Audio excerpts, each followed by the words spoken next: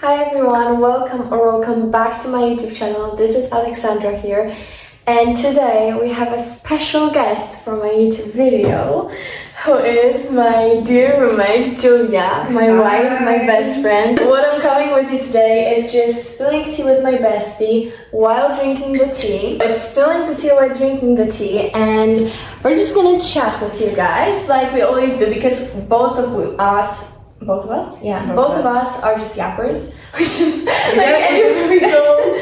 The first evening, remember the first evening? Yeah. It was like we just went to the bar, came over, and I was sitting with her until 3 a.m. just like in her room. I was like, okay, I'm gonna go. She was like, yeah, wait. I was like, oh yeah, wait, and it was like 2 hours, no, 3 hours, just yapping, just like random bullshit. Yeah, just like whatever. Just random stuff. But I love the vibe. We were actually talking today when we were coming from the beach. Like, oh my god, let's hear how amazing it is for us to just like in September just go to the beach. Just go, like it's a beach day. It's basically your life. Yeah, that's basically your life, and it's like the end of September, and I got tan today, like really tan, and I'm like, now we're just like. I mean, it's not even funny. Show me your hand, not like this. What the fuck is that? Are you fucking kidding me? No, I love it though. We were just walking, to home today from the beach, and you were just comparing two totally different, observations that we had throughout life. Because I myself am like, I always have been afraid of commitment, which I think I was a bit, telling a bit about in my video, Get Ready With Me. And on the other hand, I'm just struggling with attachment issues, so like my girly is like a commitment girly. Yeah, I just date to marry, okay? And I'm like, you should date to experience. So we were actually talking today, and I said to her that from my perspective, it's just like life is all about experiences, And when you date, it's like also a part of experience. So you get to know the people, you get to know their perspective, and you get to learn from your mistakes. Because if somebody meets, other person and it's their soulmate and they're spending like their whole life with them, that's cool. That's so like, for me, it's amazing. I would want that. But sometimes people just need to learn some mistakes, and it's just very hard to forgive, for the other person to forgive them afterwards, after making those mistakes. So I believe that when you still need things to figure out, like who you want to be in a relationship, who you want to have the relationship with, and like what do you expect from it, I feel like you should actually like date other people. Like, where else can you get it from? Because sometimes you have the idea, in your mind that you might want something, but when you actually get it, you're like, ew, I don't want that. So, and I've had it personally, so I feel like you should actually go out there, and date other people. And I'm not saying that if you're, you don't know who you are, you should just go out, and date all the time. No, I'm not saying that, but I'm saying that you actually can learn more about yourself when you're, experiencing the things other than just thinking about them. I had like a couple of talking stages, and I learned from each one of them something, and like the standards that I have now and the beliefs that I have now are totally different, like completely different from the ones that I had like 2 years ago. So I feel that was very important to me, because now I know what I want, and now I can actually give also to the other person much more than I was going to offer them at the beginning of the relationships, when I was going into, the dating thing and everything. And now you can say it. So like for me, it was always like I thought that I need to meet the one. I thought that my right man is somewhere out there, and I was just like waiting for him to appear. When I met my ex, I totally thought he was the one, and I was supposed to marry him. But then I was kind of disappointed because we actually broke up, and I didn't know that I was supposed to even break up. I thought that I'm supposed to date this guy for my entire life. Yeah, just be with him all the time. Just be with him entire time, and that hit me. That hit me so strong. But right now I'm learning how to, how to actually invest in myself, and how to actually like myself and like the time that I spent with myself, and that's good because I forgot about myself because of that. So I didn't have like talking stages until I was like 17 or something. So before that, I really got to know myself, and I spent like most of the time with myself, because I was always this kid like, okay, get out of my room, I need to spend time with myself now. So I wasn't like sick of people, but I really liked, you know, my things. Like for example, I like journaling. I have a diary since like even before I could write, because I have diaries since I was like 5-year-old, and I'm actually like just, you know, drawing things.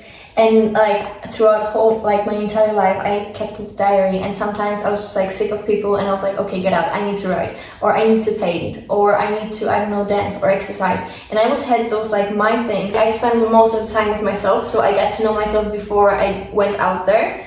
And then I learned even more about myself while, you know, being with people. And you, on the other hand, had the other thing. yeah, I loved spending time with myself, but I wasn't investing it in myself. It was different because That's such a because I was like I was just obsessed with my relationship. I was just thinking that it's the best for me, it's the best that can happen for me, and that's it. I put a lot of effort in my relationship, and I got lost in it, and at the end it was like I only saw him, so I didn't see myself for what I was. And right now I'm really happy because I'm on the same journey as you, but a little bit later.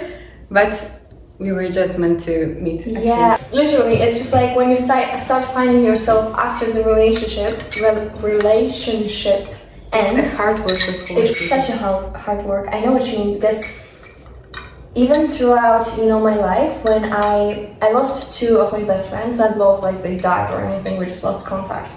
So I was like kind of putting them on the pedestal, you know, and they were my best friends. I told you the stories. I lost like those 2 of my best friends, and I was putting them on pedestal like my whole entire life. And even though I had my things, I always like they were my priority. Yeah. So it's very like when they're gone, it's like, what am I supposed to do? Yes. So I know exactly what you mean, because even though I had like one boyfriend and I was already, you know, in this place that I was like mentally detached from him. Before that, when I was, like you said, very young, I lost contact with my best friends, and I didn't know what to do with myself. Even though I had other friends, they didn't mean as much to me as, you know, my best friends did. It was very hard for me to just, you know, get this attention from them to myself. And I'm sleepy. Our cycle was synchronized, and I got my period, and the day after Julia's got hers. So cute. Like, it is so like we're stupid. We're soulmates, so we're soulmates. Bitch, you have a problem with that? Co jest kurwa? You know what? That's very irritating, because I've never seen her, you know, look bad. And it's weird, because we're living together for 2 weeks now, and I've never, like, not even for a second, have seen you look bad. And I'm waking you up. No. Yes, it is. It's not nice. No, it's not nice, Julia. You should like cover up in mud or something, because it's not nice. Really? Seriously. I woke her up today, and she was waking up like a fucking Disney princess. She was like. No, I know, you looked so cute, and I was like, ding dong.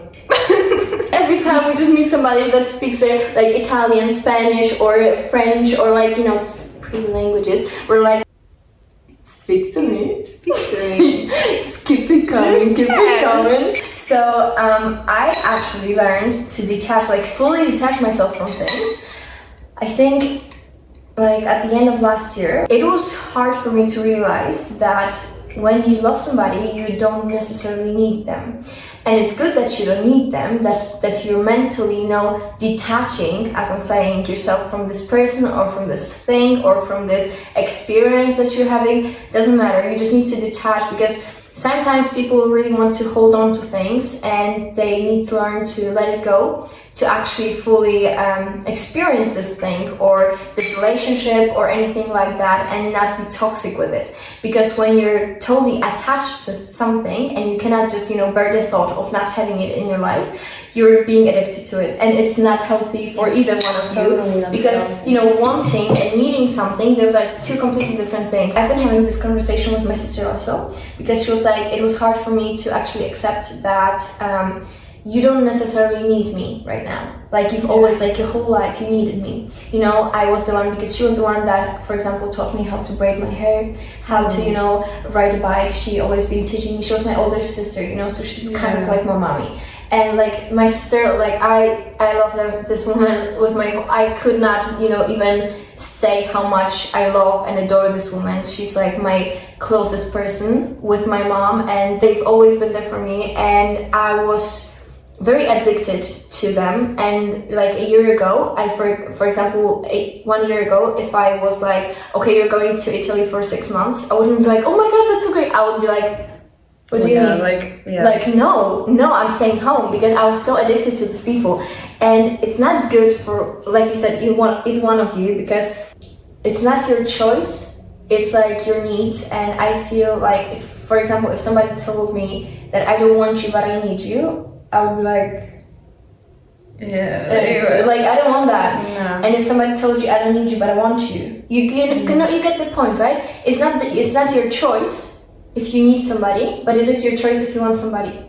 So you can love some people and you can want them in your life, and it's great. I want my friends and my family in my life too, but it's like, I don't need them. So now that I'm in Italy and I could not have contact, I could not be having the contact with them, I'm still, calling, texting, sending them lots of photos, like, to keep in touch all the time, because that is my choice, because I want them in my life, but I don't necessarily need them right now to be talking to them, for them to be, my mental support or anything like that. I don't need that, because I actually can stand up on my own. Yeah, I love this woman.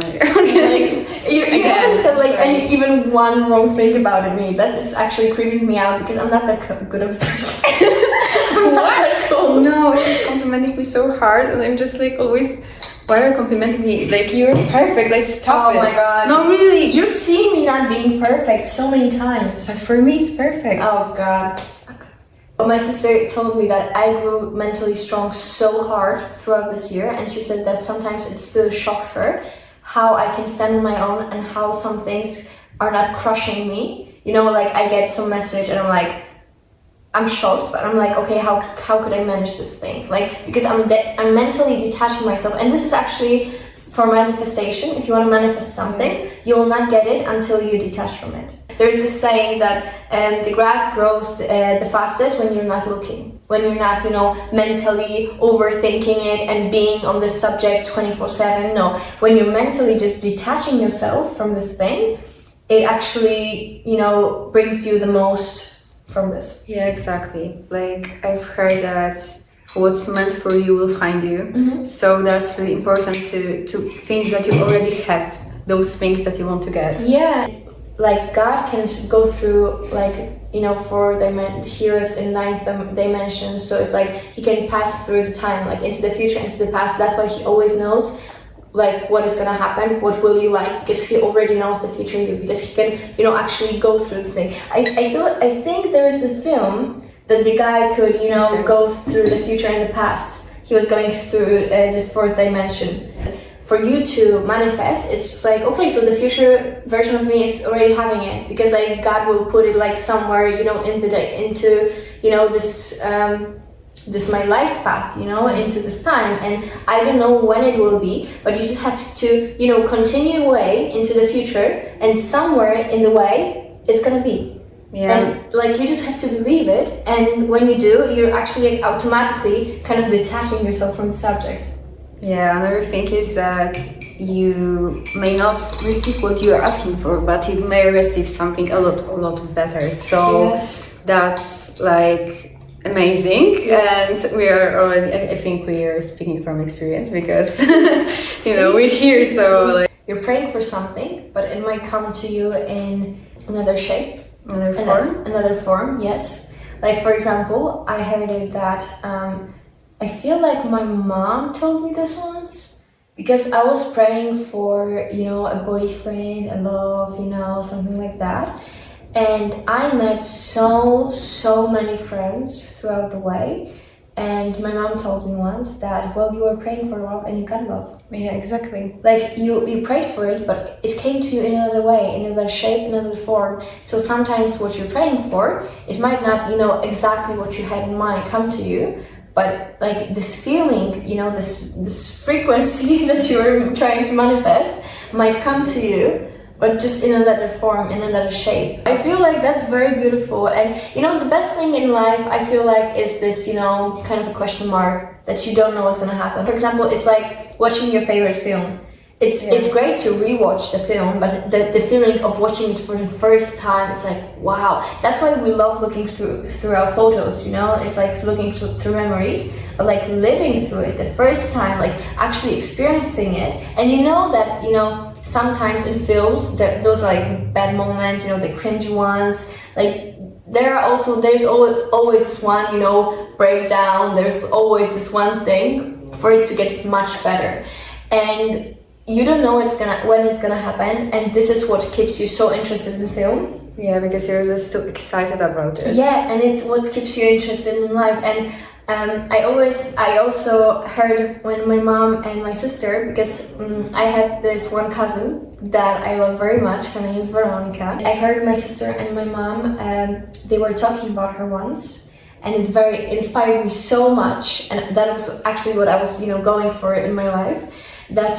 Veronica is playing with her life. Because she is always very adventurous, she is always going for what she wants, and she's like very playful with it. She's so, happy. She's like this flirty, she's like a nymph. I don't know, I love this girl so much. I heard it and I was like, oh my god, that's what I want to do. I want to play with my life.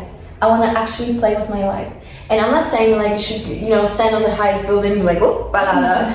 No, I'm just saying that, you should play with your life. You should be like, okay, everything's gonna work out. I'm just gonna, play with this moment. For example, like sometimes things are cringy and I'm like if you're watching it from your perspective, but as it's a movie, as it's a VR, like it's real and it's amazing for it to be real, but you also need to just have it like keep it cool, keep it chill, exactly, and have this coolness and actually just play with it, play with your life. And I feel like this is actually the best advice. I mean, it wasn't advice, it was just a conversation me and my mom and my sister had, but it was something that actually hit me. Like, I was like, I want to play with my life. And I started to, and I love it. Ever since, I was like, oh wow. Yeah. I agree, 100%. Yeah. I feel like this is the best moment to end our video. I feel like this is like what I wanted to say. Yeah, it was just nice to be here. Thank you for having me. I love you. Nice I love this woman. Again, I love this woman. I love you. You know that. Like I'm telling this to her like 24/7. I feel like throughout the day. How many times? Like, and like 11, 12? You can't even count it. Like. Thank you so much for watching. I hope you liked this video. It was so casual and I love it because we're always just sitting and yapping. So I feel like we should be doing this more. And if you want to stay for a while, then maybe hit the subscribe button. And I hope to see you in my next videos. Love you. Bye. Bye.